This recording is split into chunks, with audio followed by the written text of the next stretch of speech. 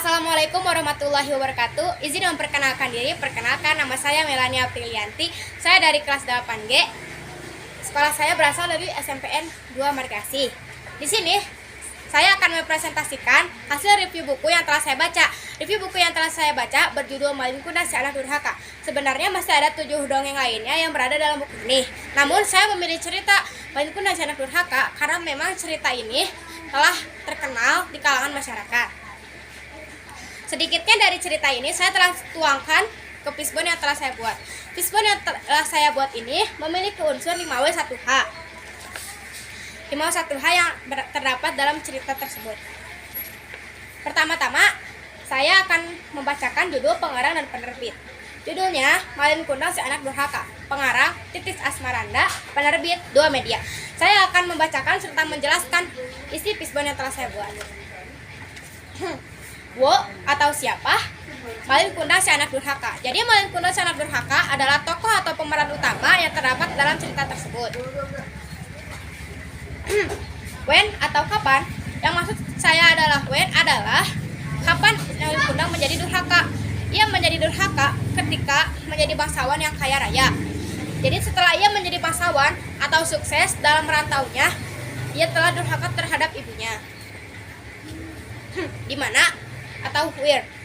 Di mana yang saya maksud adalah di mana dahulu tempat tinggalnya Ibu Malin dan Malin Kundang. Di perkampungan pantai air manis Sumatera Barat. Atau lebih tepatnya lagi di pesisir pantai. What atau apa? Seorang pemuda yang durhaka dan lupa terhadap ibunya akibat malu mengakuinya. Jadi di sini ceritanya Malin kan sudah sukses, sudah menjadi bangsawan. Di saat ia kembali menemui ibunya, ia malu melihat ibunya yang lusuh, sudah tua dan sudah tidak berdaya. Jadi ia durhaka terhadap ibunya, mencaci maki ibunya dan lain-lain. Why? Kenapa? Yang maksud saya why adalah kenapa Malin Kundang bisa durhaka? Ya begitu karena telah menjadi bangsawan kaya raya dan tidak mau mengakui ibunya yang sudah tua dan lusuh. Padahal ibunya sudah menunggunya sejak lama. Lalu ia pun dikutuk. Jadi sejak Malin Kundang merantau bertahun-tahun lamanya, ibunya setiap hari selalu berdoa terhadap Tuhan agar mendatangkan Malin, agar bertemu dengannya walaupun hanya sekali. Tapi di saat bertemu dengannya, Malin malah berdurhaka terhadap ibunya. Bukannya malah kangen atau apapun, ia malah durhaka terhadap ibunya. Ia malah mendorongnya dan lain sebagainya. Bagaimana? Ibunya mengutuknya menjadi batu dikarenakan ia telah durhaka kepada ibunya. Ia dan istrinya terkena kutukan yaitu menjadi batu. Malin menyesal namun telah terlambat. Jadi di saat ia pulang dari pulau ini, ia kan menaiki kapal. Di lautan tersebut terdapat penyambar api, goncangan dari kapalnya dan ombak yang besar. Kapal ia pun terbalik hingga ia pun menjadi batu. Di sana pun ia menyadari bahwa ia itu adalah kutukan dari ibunya. Sebelumnya ia tidak percaya bahwa di dunia ini ada kutukan. Ternyata di dunia ini memang ada kutukan. Jadi ia baru menyadari bahwa ia dikutuk oleh ibunya. Ia meminta maaf kepada ibunya di kapal itu, namun semuanya telah terlambat karena ia telah menjadi batu. Bersama pun dengan istrinya. Di sanalah ia baru mengakui bahwa orang tua tersebut adalah ibunya sendiri. Oke, disitulah unsur 5W1H yang who, when, where, what, why, how.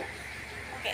Hikmah yang dapat saya ambil dari cerita tersebut adalah mau bagaimanapun ibu kita, ia adalah orang yang melahirkan kita. Dan mau sesukses apapun hidup kita, kita harus tetap berbakti rendah hati kepada orang tua maupun orang lain. Jadi hikmah yang saya maksud ini adalah kita harus tetap berbakti kepada orang tua, taat kepada orang tua, dan rendah hati kepada orang tua.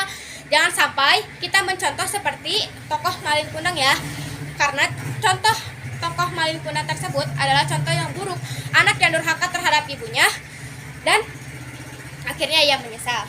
Jadi sebisa mungkin kita harus menyayangi dan menghargai ibu kita yang telah melahirkan kita, dan kita sebisa mungkin harus taat kepada ibu kita dalam perintahnya dan larangannya.